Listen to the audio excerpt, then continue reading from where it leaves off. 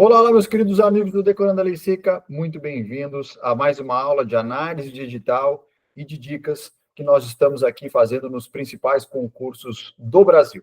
Na aula de hoje, nós vamos trabalhar do último edital publicado do ENAM, o Exame Nacional da Magistratura, que é, a bem da verdade, o primeiro edital do ENAM 2025. Nós já tivemos uma grande live com o professor Fábio Roque, com o professor Alexandre, tratando detalhes por detalhes desse edital, e nós estamos aqui, mais uma vez, o Decorando a Lei Seca, contribuindo para essa caminhada de vocês. E sem maiores delongas, eu já vou, na sequência, abrir o material para a gente conversar, mas antes, porém, rapidamente eu vou me apresentar. Meu nome é Leonardo Lagos, sou procurador federal desde os 24 anos, doutor em Direito pela Universidade Federal de Santa Catarina e professor e também coordenador do Decorando a Lei Seca. Vamos lá, queridos, meus queridos e minhas queridas. Vamos compartilhando a tela para a gente abrir o material desse nosso encontro de hoje. Exame Nacional da Magistratura, número 3, análise do edital e dicas de estudo em parceria com o Decorando a Lei Seca. Para quem está começando agora nessa vida, quem está pretendendo ingressar no mundo da magistratura, quer compreender um pouco mais do que é o Exame Nacional da Magistratura, a gente também traz umas premissas iniciais. O ENAM é um exame organizado pela Escola Nacional de Formação e Aperfeiçoamento dos Magistrados, em parceria com a Fundação Getúlio Vargas. Essa prova serve para habilitar os bacharéis em Direito para os concursos da magistratura. Uma boa parte, uma boa medida dos tribunais de justiça vem adotando o ENAM como a primeira fase do seu concurso. Está habilitando já, desde a primeira fase, a partir da realização do ENAM, o candidato já pularia, vamos dizer assim, uma primeira fase elaborada pelo próprio tribunal. Portanto, é uma prova imprescindível para quem pretende ingressar nos quadros da magistratura nacional. A certificação, para quem é aprovado no ENAM, vale por 2 anos, tendo a possibilidade de prorrogar por mais 2. Essa é uma prova de caráter apenas eliminatório e não classificatório, ou seja, a gente não concorre com ninguém. É como se fosse o exame da OAB. Basta que se tire a nota mínima prevista no edital, e a gente já vai ver na sequência qual é essa nota mínima, para que você consiga uma certificação, um certificado de aprovação no ENAM, para poder seguir a sua trajetória, a sua caminhada no mundo da magistratura, certo? Quem pode prestar o ENAM? Bacharéis em Direito com diploma reconhecido pelo MEC, brasileiros natos ou naturalizados, ou também portugueses amparados por lei. E para os candidatos do sexo masculino, devem estar quites com as obrigações militares e ambos os sexos também devem estar quites com as obrigações eleitorais para poder se inscrever no ENAM. Falando em inscrições, pessoal, as inscrições estão prestes aí a abrirão na sequência no dia 14 de fevereiro, a inscrição vai até o dia 17 de março de 2025. Vocês podem se inscrever diretamente lá no site da FGV e o valor do Exame Nacional da Magistratura é de R$ 120, paga por GRU, é um valor que eu considero razoável, principalmente considerando a comparação com o exame da OAB, é um valor que não é um valor injusto. Mas, para aqueles que, porventura, se enquadrarem naqueles requisitos ou pré-requisitos estabelecidos no edital, podem solicitar, inclusive, a isenção do pagamento dessa taxa de inscrição. E quem pode solicitar a isenção, por exemplo, pessoas inscritas no CAD único, com renda familiar até meio salário mínimo, doadores de medula óssea e pessoas isentas do imposto de renda também podem se furtar ao pagamento da taxa de inscrição. Se alguém precisa de atendimento especial, por exemplo, pessoas com deficiência, lactantes ou demais necessidades, devem enviar a documentação comprobatória até a data final das inscrições, que vai até, deixa eu voltar aqui, 17 de março de 2025, então atentem também para solicitar o atendimento especial. A prova do ENAM será realizada no dia 18 de maio de 2025, então, vejam bem, nós temos aí um bom tempo até a realização da prova, dá para fazer nesse pós-edital uma preparação bastante focada, concentrada e direcionada no ENAM, sobretudo a partir do estilo da prova da FGV, que nós aqui já estamos acostumados. Cada vez mais, pessoal, a gente vem percebendo que a FGV vem ganhando força no mundo dos concursos, principalmente nos últimos 2 anos. Ela, que na essência, nos certames desse porte, realizava apenas o exame da OAB, costumeiramente, embora alguns outros também, mas costumeiramente realizavam o exame da OAB, e agora, nos últimos tempos, vem ganhando corpo, vem ganhando força nas provas de concursos públicos. Então, a gente já consegue enxergar algumas predileções da FGV no momento de realizar a elaboração das questões para vocês, e também, como nós já estamos aqui na terceira prova do ENAM, a gente consegue avaliar o direcionamento que os examinadores da FGV vêm dando para essa prova. A gente vai trazer para vocês aqui alguns direcionamentos que nós já enxergamos e algumas dicas para vocês enfrentarem o Exame Nacional da Magistratura.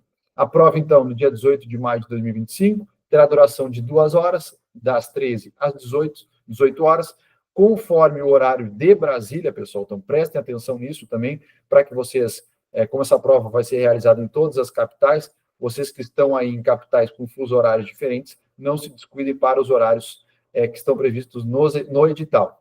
Os portões vão abrir 1h30 antes e fecharão meia hora antes do início da prova, então vocês têm que entrar no local de prova entre 11h30 e meio-dia e meio. Não precisa chegar às 9 da manhã, não precisa chegar às 8 da manhã, chegando ali 11h15, é um tempo bom, vocês chegarão com tranquilidade, aguardarão a abertura dos portões, vão entrando, vão se concentrando, pessoal. Essa parte da prova de um concurso público, antes da realização da prova, quando a gente chega no local, ela é importante, que a gente baixe a adrenalina, que a gente fique já concentrado no nosso ambiente de prova, que a gente comece, de algum modo, a fazer exercícios para aquecer o nosso cérebro. É o momento para tentar distensionar tudo que vocês tinham ao alcance de vocês, vocês fizeram, e isso é o mais importante, a sensação de ter feito aquilo que estava a seu alcance. A pior coisa num concurso público, senhoras e senhores, é chegar numa prova e pensar, se eu tivesse, na verdade, estudado, se eu tivesse seguido as orientações dos cursinhos, dos professores, dos meus mentores. Então, se vocês fizeram a parte de vocês, se vocês fizeram o dever de casa, esse momento é um momento de introspecção, para que vocês pensem o seguinte, eu fiz tudo que eu pude, eu me preparei para essa batalha, agora é o momento de eu me concentrar e entregar tudo aquilo que eu sei, sem ter medo daquela prova. Existe vida após essa prova.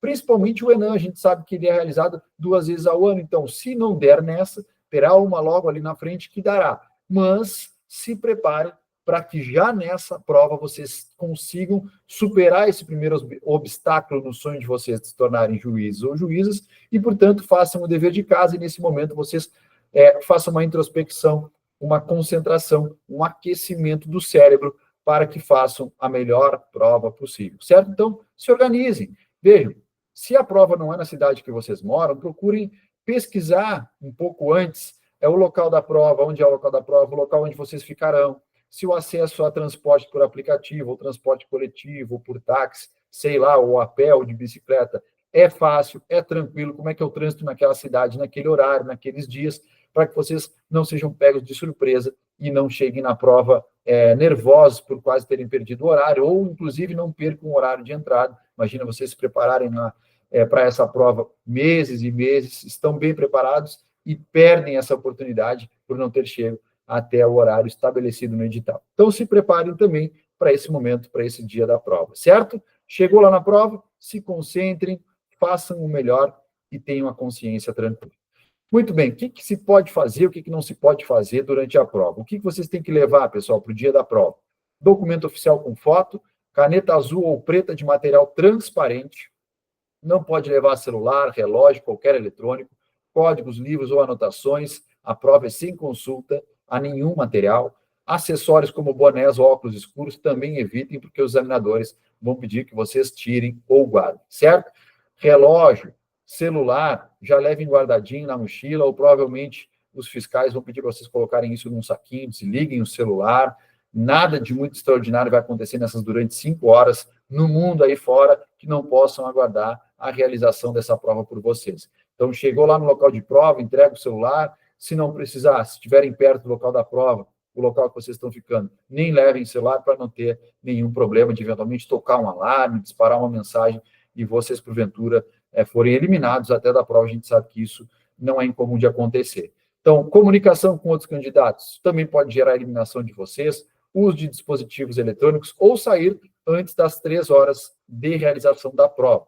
Então, saibam que vocês vão entrar lá na prova, a prova vai começar 1 da tarde, 1, 2, 3, até as 4 da tarde vocês ficarão lá. Então, não tenham pressa em realizar a prova. A prova é composta só de 80 questões, não são 100 questões, então é uma prova que não é tão duradoura assim, como costumeiramente a gente vê nas primeiras fases de concurso. Portanto, vocês podem realizar com bastante calma a prova, porque vocês terão que ficar pelo menos 3 horas lá dentro da sala de aula, realizando as questões, motivo pelo qual vocês não precisam ter pressa. Vocês podem, existem estratégias que a gente pode tratar no encontro próprio para isso, mas vocês podem realizar ou passar por toda a prova, voltar, repassar aquelas questões que ficaram em branco. Eu tenho certeza que vocês vão conseguir fazer isso dentro do tempo estipulado pelo edital, porque vocês estão se preparando conosco, e nós vamos dar todas as condições para que vocês façam uma prova tranquila dentro do prazo razoável, certo? Então, saibam o que levar, saibam o que não levar e saibam o que não fazer no dia da prova. O que mais? Resultados, gabarito preliminar será divulgado 2 dias depois da realização da prova, no dia 20 de maio de 2025, publicado no Diário Oficial da União e no site da Fundação Getúlio Vargas, que é onde provavelmente vocês analisarão o gabarito preliminar. Quem tiver interesse, depois da publicação dos resultados finais, é possível interposição de recurso em até 2 dias úteis, também recursos elaborados no próprio site da Fundação Getúlio Vargas, certo? Como é que é, então, a prova do Enem, para quem nunca fez, está começando a entrar nesse mundo e quer conhecer um pouco mais desse desafio? A prova é composta por 80 questões de múltipla escolha, numeradas sequencialmente, com 5 alternativas, e apenas uma alternativa vai ser considerada correta. Todas as questões, pessoal, têm o mesmo peso. Então, se nós temos 80 questões, a prova vale 80 pontos. Cada uma das questões terá 5 alternativas e vocês vão ter que apontar qual é a alternativa correta. Muito bem. O que fazer ou quanto fazer para ser considerado aprovado no Exame Nacional da Magistratura? Vocês têm que acertar, se estiver participando do certame pela ampla concorrência, 70% da prova, e isso significa, das 80 questões, 56 questões. Então, precisam acertar 56 questões de 80. Não é, pessoal, um quórum a se fazer de forma tranquila.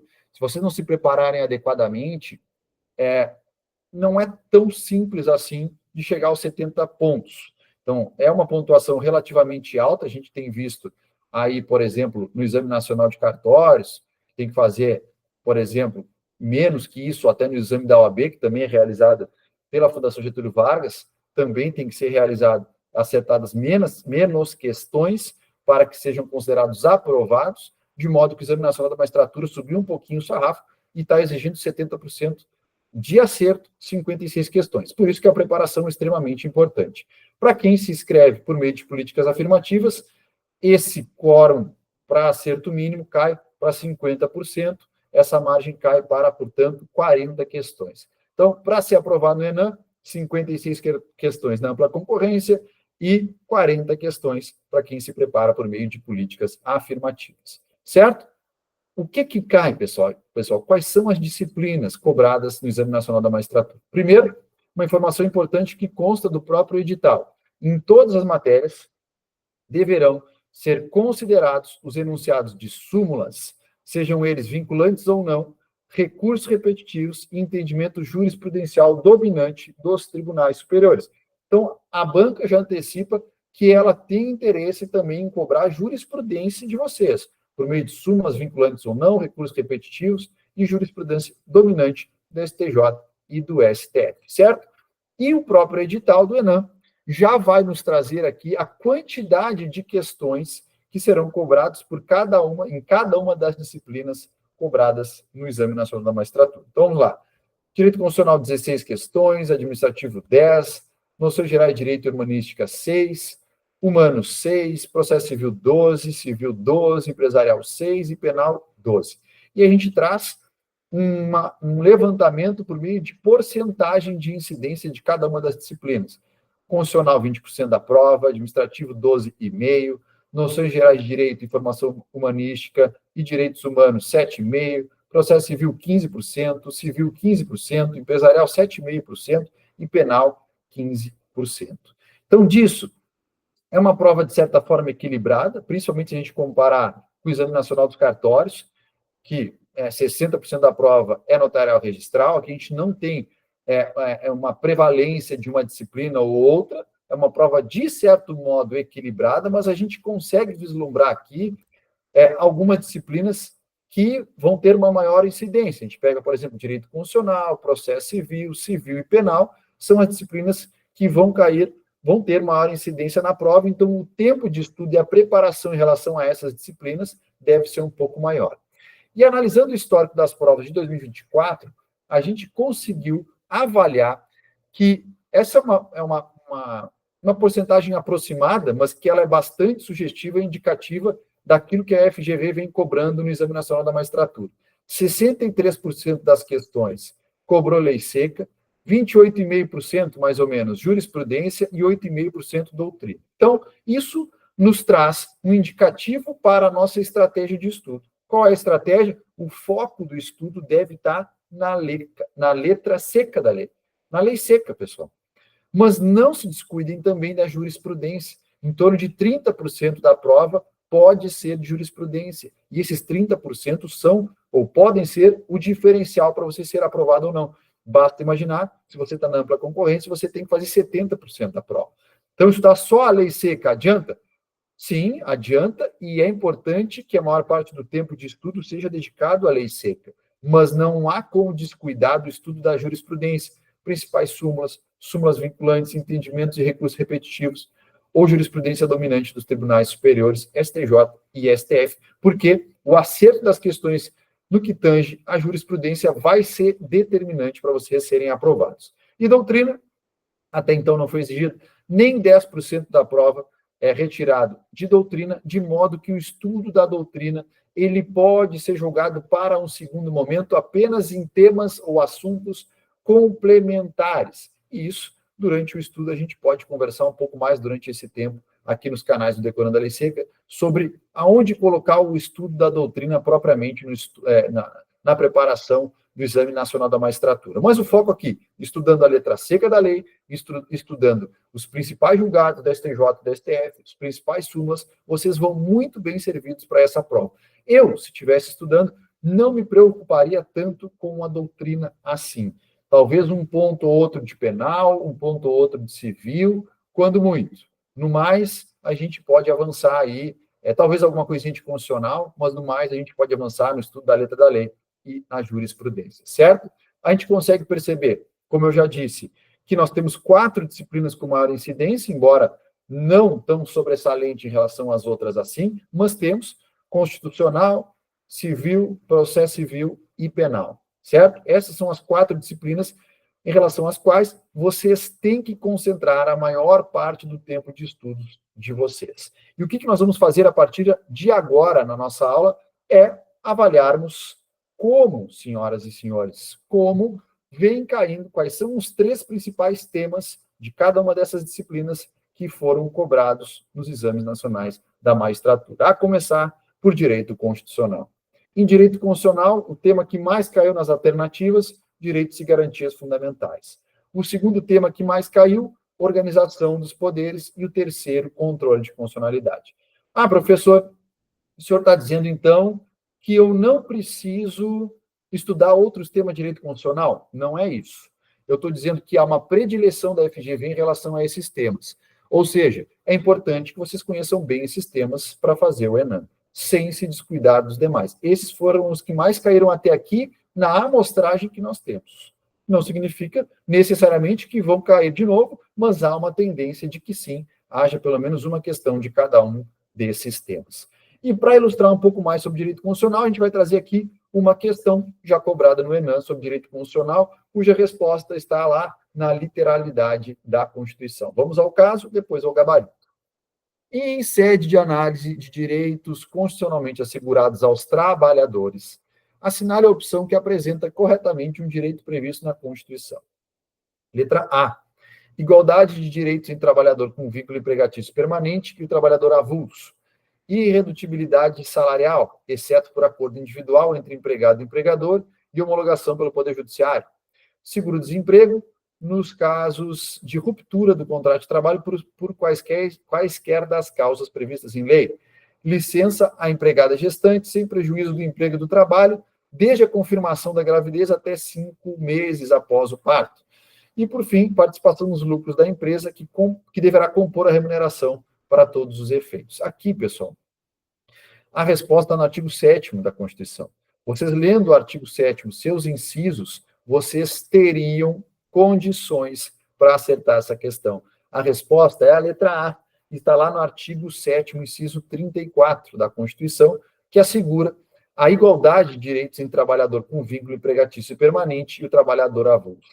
As demais respostas estão em desacordo com a Constituição, e o gabarito está lá no artigo 7º, incisos 2º, 6º, 11º e 18 da Constituição Federal. Então, por exemplo, a letra B está equivocada porque diz que a irredutibilidade salarial seria possível, a redução salarial seria possível por acordo individual entre empregado e empregador e homologado pelo judiciário. A Constituição não fala isso, fala por acordo ou convenção coletiva. Depois, a letra C fala que o seguro-desemprego será pago nos casos de ruptura de contrato por quaisquer das causas previstas em lei. Não, vai ser apenas naqueles situações em que o empregado não der causa à sua demissão. Letra D está equivocada. Por quê? Licença empregada gestante, sem prejuízo do trabalho e emprego, desde a confirmação da gravidez até 5 meses após o parto. Não, até 5 meses após o parto é a estabilidade. A licença são 120 dias.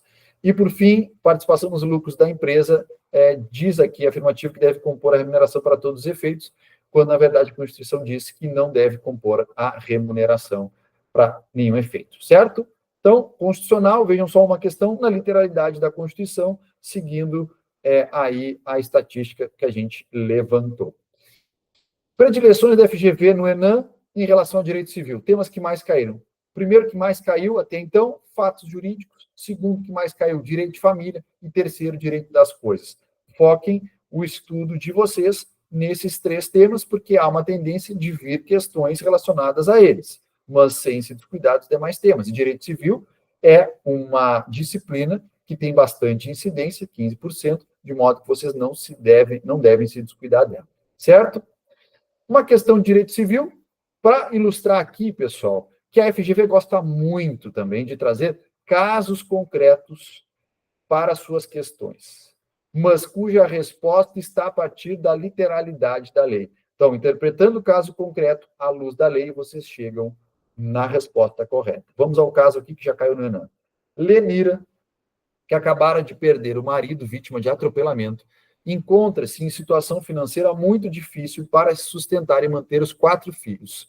Foi procurada por Dr. Tício, advogado, que ofereceu a ela seus serviços para obter pensão por morte que ela não conseguira administrativamente, mediante a remuneração de 60% sobre a totalidade do benefício auferido na ação judicial. Lenira, de pouca instrução e despreparada para obter ajuda, celebrou o negócio jurídico nesses termos com o referido advogado. De acordo com a situação hipotética apresentada, a Lenira pode propor a ação de anulação. Letra A, no prazo de 2 anos, a contar da celebração do negócio jurídico com base na coação moral. No prazo de 2 anos, a contar da celebração do negócio jurídico com base no estado de perigo. No prazo de 2 anos, a contar da celebração do negócio jurídico com base no dolo. No prazo de 4 anos, a contar da celebração do negócio jurídico com base na lesão. No prazo de 4 anos, a contar da celebração do negócio jurídico com base no erro. Então, ele quer tratar aqui da invalidação do negócio jurídico. E a alternativa correta é a letra D, o gabarito está lá no artigo 157 e 178 do Código Civil. No prazo de 4 anos, a contar da celebração do negócio jurídico com base na lesão. É um caso de lesão. Vamos lá ao que diz o Código Civil. Ocorre a lesão quando uma pessoa, sob premente necessidade ou por inexperiência, se obriga à prestação manifestamente desproporcional ao valor da prestação oposta. Parágrafo 1º, aprecia-se a desproporção das prestações segundo os valores vigentes ao tempo em que foi celebrado o negócio jurídico. Parágrafo 2º, não se decretará anulação do negócio se for oferecido suplemento suficiente ou se a parte favorecida concordar com a redução do proveito. Então, o caput aqui que nos importa é o que nos define a situação da lesão. E o artigo 178, inciso 2, segundo, nos traz o prazo.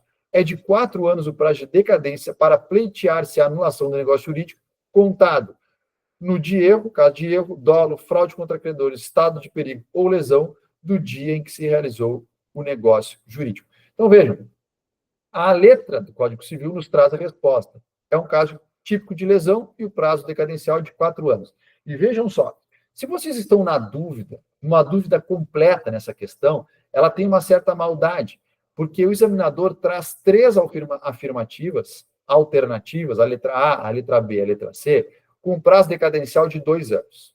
E apenas a letra D e letra E com prazo de 4 anos. E o prazo certo é de 4 anos, como nós vimos.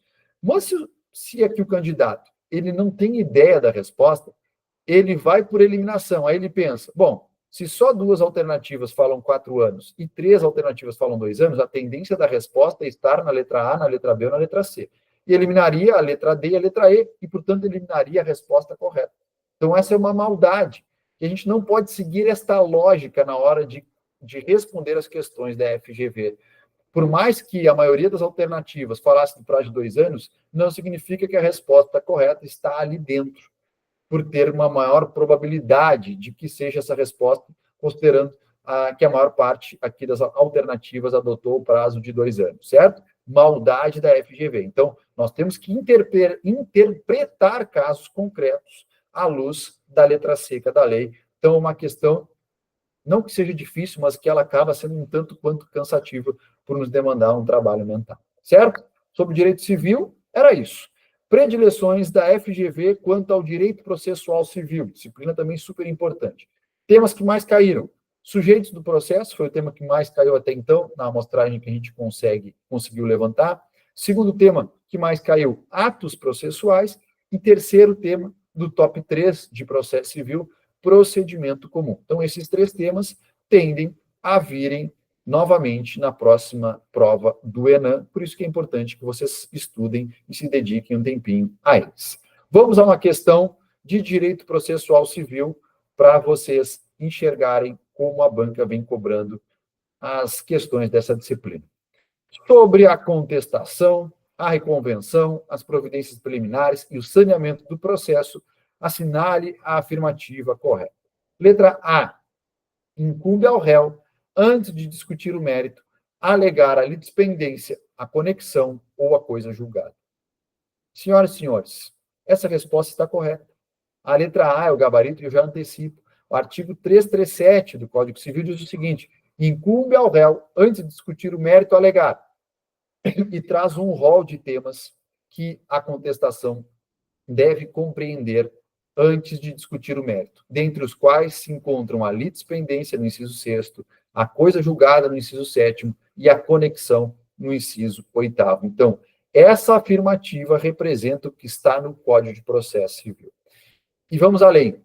Letra B. Não é lícito ao autor propor a reconvenção em litisconsórcio com terceiro. C. A revelia não produz efeito material se, a despeito da ausência de contestação tempestiva, o litígio versar sobre os direitos disponíveis. Letra D. O juiz decidirá antecipada e parcialmente o mérito se um dos pedidos se mostrar controverso. Realizado, letra E, o saneamento, as partes têm o direito de pedir esclarecimento ou solicitar ajustes no prazo sucessivo de 5 dias, fim do qual a decisão se torna estável. E as demais respostas, pessoal, estão lá também previstas literalmente no Código de Processo Civil. Quanto à letra B, é lícito ao réu propor a reconvenção em litisconsórcio com terceiro. Está lá no artigo 343, parágrafo 4º. Na letra C, a revelia não produz efeito material se, a despeito da ausência de contestação tempestiva, o litígio versar sobre direitos indisponíveis e não direitos disponíveis, como constou na afirmativa, está lá no artigo 345, inciso 2º. Letra D. Realizados, o juiz, decidirá antecipado e parcialmente o mérito se um dos pedidos se mostrar incontroversos e não controversos, como constou da afirmativa. Isso está lá no artigo 356, inciso 1. E, por fim, realizado o saneamento, as partes têm o direito de pedir esclarecimentos ou solicitar ajustes no prazo comum de 5 dias, fim do qual a decisão se torna estável, e não prazo sucessivo, como constou na afirmativa, certo? Artigo 357, parágrafo 1º do Código de Processo Civil. De novo, literalidade do CPC está aí na prova do ENAM. E, por fim, pessoal, a quarta disciplina com maior incidência que a gente vai enfrentar aqui é o direito penal. Quais foram os temas de direito penal mais cobrados até então pelo ENAM? Teoria do crime, o mais cobrado. Segundo mais cobrado, o tema das penas. E terceiro mais cobrado, crimes contra a administração pública. Olhem que interessante isso aqui. Crimes contra a administração pública.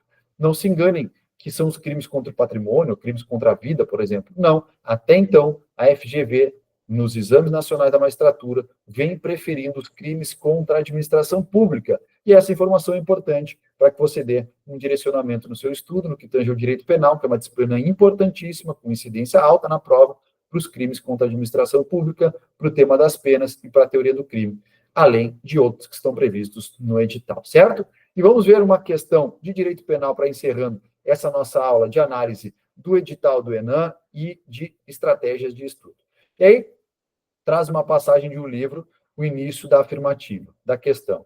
Os réus argumentaram que não cometeram crime algum, porquanto o movimento fora abortado ainda em seu início, com a suspensão da derrama.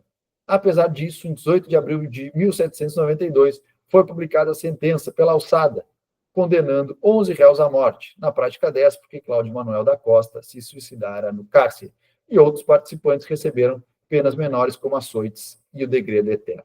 Considerando que a defesa argumentou que a chamada insurreição mineira foi abortada após iniciar, por decisão de seus próprios agentes, independente de qualquer atuação repressiva das autoridades imperiais, assinale a opção que apresenta corretamente a tese desenvolvida. Então vamos ao que importa aqui. Tem uma passagem de um caso histórico, mas, na verdade, o que importa para nós é o considerando. Considerando que a defesa argumentou que a chamada insurreição mineira foi abortada após iniciada por decisão de seus próprios agentes, independente de qualquer atuação repressiva das autoridades imperiais, assinale a opção que apresenta corretamente a tese desenvolvida. E aqui as alternativas trazem a letra A, redução da pena pela tentativa, B, arrependimento eficaz, C, desistência voluntária, D, meros atos preparatórios e E, crime impossível. E a resposta, letra C, lá no artigo 15, na parte inicial do artigo 15 do Código Penal, o agente que voluntariamente desistir de prosseguir na execução ou impede que o resultado se produza, só responde pelos atos já praticados. Então, nós estamos frente ao caso de desistência voluntária. As demais afirmativas estão incorretas frente ao caso concreto, e a gente tem o conceito delas lá no artigo 14, no artigo 15, no artigo 17 do Código Penal, na letra seca, na literalidade do Código Penal. Tá bem, queridos? Quanto ao material que nós tínhamos preparado, era isso, e o que nós queremos e gostaríamos de deixar de mensagem aqui para vocês, quanto ao próximo Exame Nacional da Magistratura, é que vocês já têm uma amostragem das últimas provas para avaliar as preferências, as predileções da FGV em relação ao ENAM. Nós temos estatística de incidência e vimos que mais de 60% da prova deve corresponder à letra seca da lei, e embora quase 30% da prova deva corresponder à jurisprudência, de modo que você deve concentrar a maior parte do seu estudo no estudo da letra seca da lei, sem se descuidar do estudo da jurisprudência. E nós aqui do Decorando a Lei Seca, pessoal, temos um material de reta final muito especial. Esse material, ele contempla o estudo da letra seca da lei no nosso cronograma diário de estudos, dentro do qual nós vamos dar uma maior intensidade de estudo para esses temas, com maior chance de serem cobrados no Exame Nacional da Magistratura, conforme o levantamento que nós fizemos das últimas provas e o levantamento histórico que nós temos próprio da Fundação Getúlio Vargas. E também, o Decorando a Jurisprudência, o nosso material de estudo da jurisprudência, vai te auxiliar na conquista desses pontos das questões que envolvem o estudo da jurisprudência, que deve, repito, corresponder aí entre 25% e 30% da prova. Então, o nosso reta final, nós temos certeza, está muito bem estruturado, muito bem pensado e vai te levar até a aprovação do Exame Nacional da Magistratura. Seja porque nós temos expertise no estudo da letra seca da lei, seja porque nós temos um material robusto e atualizado de estudo da jurisprudência. Tá bem, meus queridos? Acompanhe os nossos canais nas redes sociais. Em breve, mais informações sobre o Exame Nacional da Magistratura e revisões que nós faremos na sequência, conforme serão divulgadas oportunamente, certo? Contem conosco, bons estudos e até a aprovação de vocês.